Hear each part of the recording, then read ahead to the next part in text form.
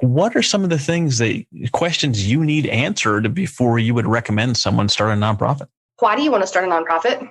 And more often than not, that question eventually boils down to because we can get grant money, which is definitely not the reason to start a nonprofit. That would be like saying, I'm going to start a for-profit business because I can take out a loan at the bank.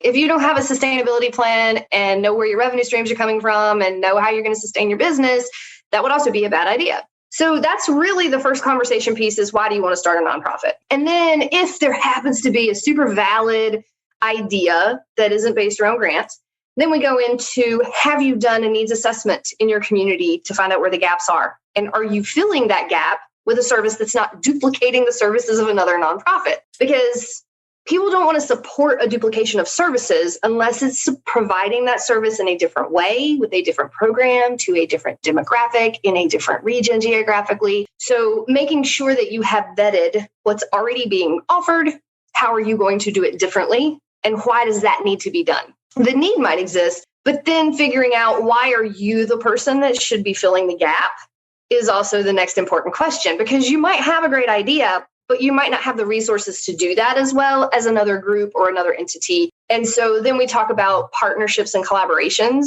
Are there groups that already exist that are doing this work that you could help them increase their capacity and their impact? And most people are like, oh, I want to do it myself. I want to do it my own way. Which then leads us to the question that I know you're eventually going to ask. If you start a nonprofit, it's not your business. It's a community business. And if you start a community business, you have to be able to answer one of two questions. As the founder of that business, do you want to serve in a role on the board of directors and eventually rotate out of that position, because you should not serve on a board for life? There should be term limits and you should rotate off. So eventually you'd be governing, but then you'd be off. So you're not involved in that way anymore. That doesn't mean you can't volunteer. That doesn't mean you can't participate, but you're not in a governing role anymore.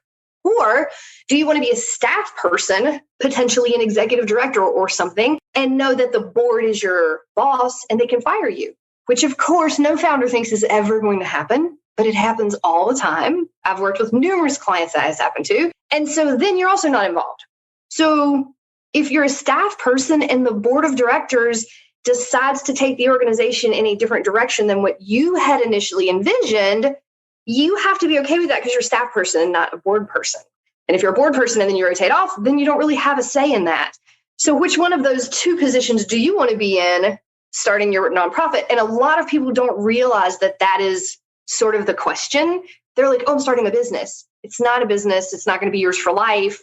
It's a community organization that is run by the community for the community. So yes, it's a business, but it's not your business.